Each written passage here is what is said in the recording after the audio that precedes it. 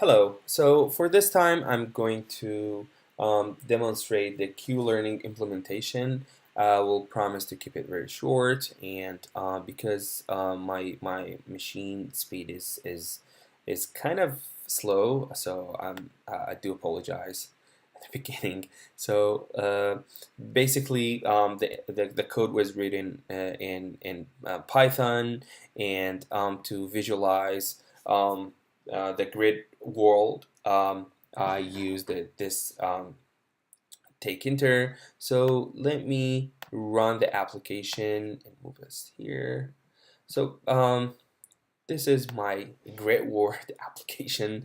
We see different things here. Let me, before going through those stuff, just select one map. So okay, this map is been selected. Basically zeros here were those clean or clear states that the bot can move on, or the planner can move on, and ones are representing the obstacles. Um, then we have here, I've implemented two different ways to do the selection policy. So we'll do one with softmax policy and one with epsilon greedy policy. So very quick, so what's the difference between those? The softmax policy, basically the selection of the action would be based on the higher reward. And the epsilon policy, basically, the selection of the action will be based on the probability of the epsilon. If the epsilon is closer to 1, it's more likely random than optimum. And if it's closer to 0, it will take the optimum action, more likely. Other stuff here. So I've implemented two different ways of visualizing those, the heat map. You will see it in a few seconds when we run the implementation. Um, but basically, these are based on the reward. The more reward you get, the higher the color will be closer to the color of the goal state. So let's select the goal state, for example, here.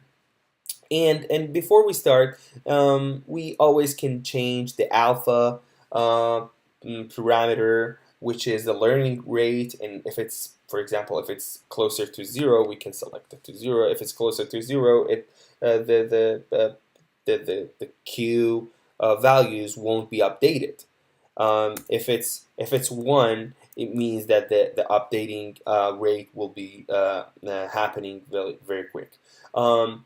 The gamma, which is it's a discount parameter, if it's closer to 1, it tends to get the future rewards than the immediate. If it's 0, absolutely, it's going to get the immediate reward. So we'll go with these, and we'll start with softmax and polygon and start QL. Again, sorry for slow machine that I have. You see how things are getting updated, and at some point it's if we think it's enough to keep updating and it's had learned, we can just pause and give it the start state, for example here, and just press on find path. So it will go with this path. If we select another state, for example, another start state, I'm sorry, for example here, and then find path, it will go that way. So let me reset the grid, and I'll go with closing the app again just for more speed, and rerun it.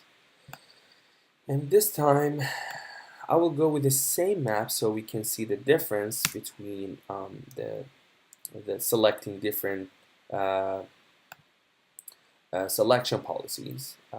So this time I'll go with the epsilon greedy, and again the polygon heat map, or we can keep it in this. Select the goal state. Let me do this here, for example, and we'll go with this heat map. Basically, it gets all the reward for one location for all action, and render a different color based on the total reward for that. We always can change it, and I will. So start QL. So if we change it here, we see how things are getting updated, and at some point, if we feel that it's enough, we can keep it just updating, and it will stop after 1,000 episodes. But I think for now uh, it's enough for now. And uh, if we select the start state, for example, here, define path, it thinks that this path is a better path. If we select another start state here and press on find path, it will select this one. So basically, this is the demonstration of Q-learning implementation, and thank you very much.